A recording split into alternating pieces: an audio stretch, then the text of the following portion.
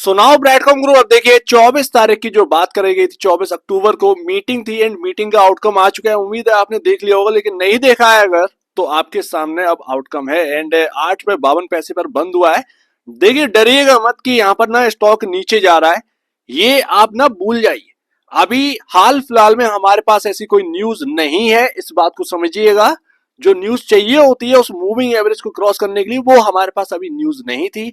Stock moving average से फिसला है, ना कि किसी नेगेटिविटी की वजह से। And outcome of A board of directors meeting, यहां पर आपके सामने फिजिकल एंड वर्चुअल मीटिंग जो रखी गई थी उस लिहाजे से अटेंडी थे Raghu Alam Sethi, Ram Sharma, Y Satyanarayana, doctor Chandrika Setu Sharma and P Leo Ganesan.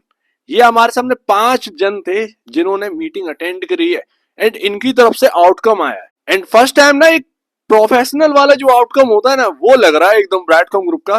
Book closure date जो रखी गई है वो 21 नवंबर तो यहाँ पर रखी गई है अपना एजीएम की डेट।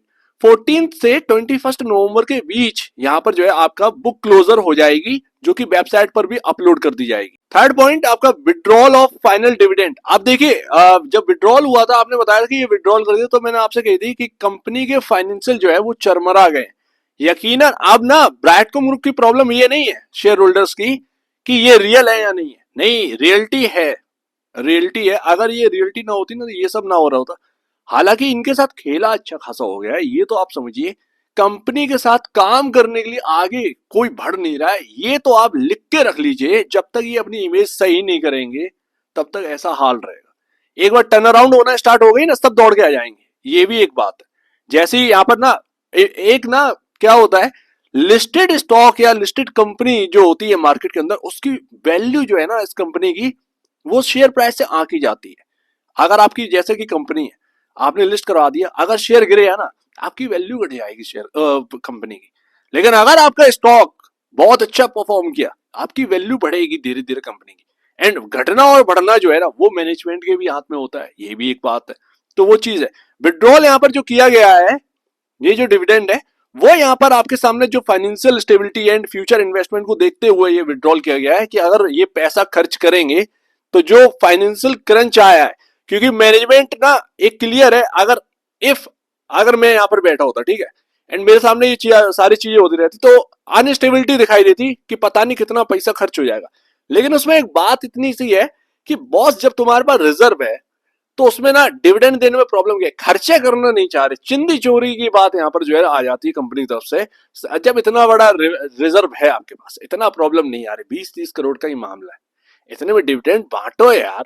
या फिर अभी जो आप जो है ना फाइनल डिविडेंड जो है वो आप विड्रॉल कर रहे हो, आगे आने वाले टाइम में ना 1 रुपए का डिविडेंड तो दो कम से कम। कम से कम इतना डिविडेंड दीजिए कि एक छवि बने। 1 रुपए का तो दीजिए, कम से कम 50 पैसा को दीजिए। 50 पैसा तो बहुत सारी कंपनियां दे रही हैं। सो दैट अगर इतना भी खर्च करेंगे ना उस रिजर्व से, 100 करोड़ की यार यहाँ पर जो है ना सिर्फ और सिर्फ बात आती है। 100 करोड़ की खर्चा है, 50 पैसे का अगर डिविडेंड पर शेयर देते हैं तो 100 करोड़ खर्चा है। खैर ठीक है, जो भी यहाँ पर जो है ना निकल कर हमारे सामने आ ही रहा है। अपॉइंटमेंट ऑफ जो यहाँ पर कहा गया था स्क्रूटिनाइजर, जो कि यहाँ पर ट्रांसपेरेंसी एंड वगैरह वगैरह रेगुलेटरी रिक्वायरमेंट जो चाहिए उस तरीके से यहाँ पर जो है कंप्लीट करेंगे। And most important statutory auditor, आप देखिए पी मुरली एंड कंपनी वगैरह वगैरह वगैरह वगैरह, ये आपके सामने ये रहे। एंड डीएसपी रेड्डी का जो नाम है वो अपने सामने आ ही रहा है। इनको भी यहाँ पर जो है अपॉइंट किया है कि यहाँ पर जो रिजल्ट आ रहे हैं ना उनको वेरीफाई करें क्वार्टरली ऑपरेशंस को। यहाँ पर approve the appointment of MS Saurabh Poddar and associate company secretaries, Hyderabad में सेक्रेटरियल ऑडिटर यहाँ पर जो है चुने गए। एंड यहाँ पर मोस्ट इंपॉर्टेंट डेट जो कि हेल्प करेगी रेगुलर ट्रेडिंग में। ऑफ कोर्स यहाँ पर बताया गया था कि रेगुलर ट्रेडिंग के लिए अप्लाई कर देंगे, जो फाइल करनी थी वो आपका शेयर होल्डिंग पैटर्न की नेक्स्ट डे। उसका कोई अपडेट आया नहीं है इसमें, एक्चुअल में इसमें कोई अपडेट आया नहीं है। ये तो एक चीज है मिसिंग है, ठीक है, तो आ जाएगी यहाँ पर। लेकिन करना तो अभी था, ये क्या ही है पता नहीं। यहाँ पर अपकमिंग एजीएम जो है ना 21 नवंबर जो कि डेट रखी गई है, अब वो फाइल करनी है। वो फाइल पता नहीं कब करेंगे। रेवोकेशन आया तो है, ये है तो यहाँ पर कंप्लायंसेस आउटस्टैंडिंग रिजॉल्व करेंगे ये लोग। यहाँ पर लिखा गया है the audit committee formed in the month of July 2024 headed by Ram Sharma including member Raghu Alamshetty and Y Satyanarayana has observed some compliances issue and directed the management to resolve the outstanding compliances issue to enable the revocation of suspension वगैरह वगैरह। तो ये लोग देख रहे हैं अपना जो revocation of suspension of trading है, ये जो इशू है उसको रिजोल्व कर रहे हैं। ये लोग हैं, मेन लोग हैं। तो ये अपनी डेट सामने आ जाएगी, अब आ जाएगा शायद मेरे ख्याल से सैटरडे को जो अपडेट आता है, शायद उसके अंदर अपने को जो फाइल करेंगे ये लोग रेवोकेशन ऑफ ट्रेडिंग के लिए, मतलब जो रेगुलर ट्रेडिंग के लिए, वो यहाँ पर शायद अपडेट हमें सैटरडे को आता हुआ मिल जाए। अगर आ जाए तो और भी अच्छी बात है, नहीं आएगा तो फिर यहाँ पर देखा जाएगा, लेकिन आ जाए तो बहुत अच्छी बात। एक और बात, एजीएम से पहले यहाँ पर Q4 आने हैं, तो यानी कि 21 नवंबर से पहले हमारे सामने Q4 के नंबर्स आ जाएंगे। बहुत अच्छी बात है ये। इवन Q4 के ही नहीं, पूरे साल के नंबर्स जो है वो हमारे सामने होंगे। सो दैट ये बहुत अच्छी बात है, यानी कि इस मंथ के अंदर पूरा हमारे सामने जो डेटा है वो आ जाएगा। ठीक है, अच्छी बात। और काम ना ऐसे करना चाहिए, धड़ाधड़, क्योंकि प्रॉब्लम इतनी है कि उसको सॉल्व करने के लिए बैठे हैं तो यहाँ पर ना महीनों खर्च हो जाए। कंपनी के मैनेजमेंट के ऊपर बोलने के लिए कुछ है नहीं, उनको ना धड़ाधड़ काम करना पड़ेगा। अब ऐसा तो है नहीं यार, मजदूरी करनी पड़ रही हो, कम से कम जो है आपके सामने उसको आराम से कर सकते हैं, सही तरीके से कर सकते हैं। खैर, अभी जो प्राइस गिरा है वो ध्यान रखिएगा, ये प्राइस जो है ना वो मैंने मूविंग एवरेज आपको दिखाया था, जो कि एक लंबे टाइम से प्रॉब्लम चल रहा था। 2 साल से मूविंग एवरेज का प्रॉब्लम बहुत ज्यादा रहा है इस स्टॉक के अंदर।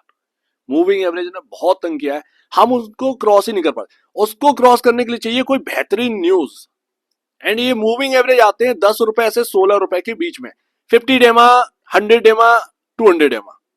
हम लोग को इसके ऊपर निकलना है, मोस्ट इंपॉर्टेंट है 50 डेमा, इसके ऊपर निकलना। अगर हम लोग इसके ऊपर निकलेंगे ना तो ये समझिए कि हम 2 साल बाद, यानी कि 2 साल बाद हम देख रहे हैं कि हम 50 डेमा क्रॉस कर रहे हैं। ये बहुत बड़ी बात होगी, लेकिन ये आसान नहीं है। हमने देखा 10 रुपए आया, जैसे ही 10 साढ़े 10 रुपए आया वो 50 डे में आ गया, वो एकदम जो है डप हो गया स्टॉक। तो यही है आपके सामने मूविंग एवरेज।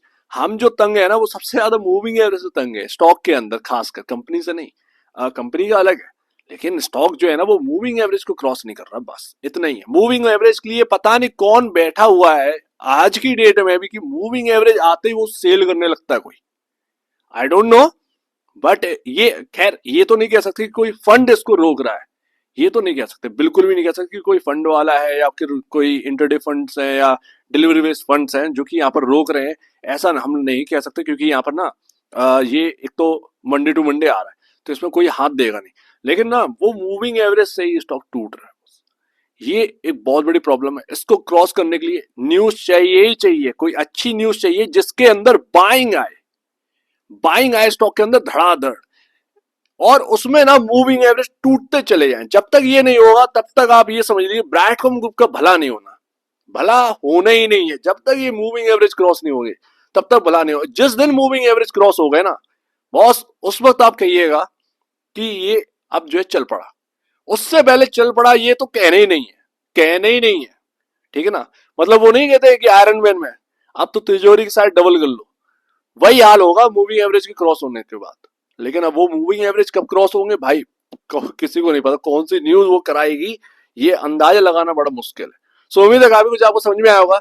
देखते हैं मंडे को कैसा ट्रेडिंग का सेशन रहता है, लेकिन जब तक यहाँ पर ना आपका जो अपन ना लो लगा हुआ था, जब तक ये नहीं टूटेगा ना तब तक आप ये कहिएगा कि शॉर्ट टर्म बॉटम बन गया है, बस इससे ज्यादा और कुछ नहीं है। शॉर्ट टर्म बॉटम बन चुका है, ट्रेंड लाइन से घूमा है, लेकिन जब तक वो लेवल ना टूट जाए तब तक यही मानना है कि शॉर्ट टर्म बॉटम बन चुका है। किसी भी वक्त ये स्टॉक घूम सकता है, किसी भी वक्त इसके अंदर बाइंग आ सकती है। एंड मंडे के दिन इतना सेलिंग नहीं थी, ऑर्डर थे ही नहीं सेलिंग के लिए, लेकिन ना बाइंग नहीं हो रही थी यार, बाइक के लिए कोई आगे नहीं बढ़ रहा था। ऑर्डर नहीं थे सेल करने के लिए वाकई में, लेकिन बाइक के लिए कोई नहीं बढ़ रहा था। तो इतनी सी बात है, उस मंडे के दिन कुछ ये हाल था। मैं तो साफ साफ देख ही रहा था, आप भी देख रहे होंगे कि सेलर इतना ज्यादा नहीं है, ऑर्डर इतना ज्यादा नहीं लग रहा था। शेयर्स लगे हुए थे, ऑर्डर कुछ लगे थे, ऐसी कुछ 100-150 ऑर्डर लगे होंगे, इससे ज्यादा नहीं। ऑर्डर तो वो होते सेलिंग के लिए कि कम से कम 10-10 20-20 हजार ऑर्डर लगे हों सेलिंग के लिए, ठीक है ना। तब तो बात ही अलग है कि शेयर्स लगे हुए हैं, 30-40 लाख शेयर्स लगे हुए हैं, 10,000 ऑर्डर लगे हुए हैं बेचने के लिए, वो होता सेलिंग यार। ये तो सेलिंग थी ही नहीं मंडे के दिन, बाइंग नहीं आ रही है इस स्टॉक के अंदर, सबसे बड़ी बात ये है। सो उम्मीद है काफी कुछ आपको समझ में आया होगा। एक बार निवेश से पहले या बेचने से पहले अपने ब्रोकर एडवाइस से जरूर सलाह लीजिए, खुद की स्टडी करिएगा, उससे बेहतर कुछ भी नहीं है, खुद की स्टडी मस्ट है। तो आप दीजिए, वो तो धन्यवाद दोस्तों।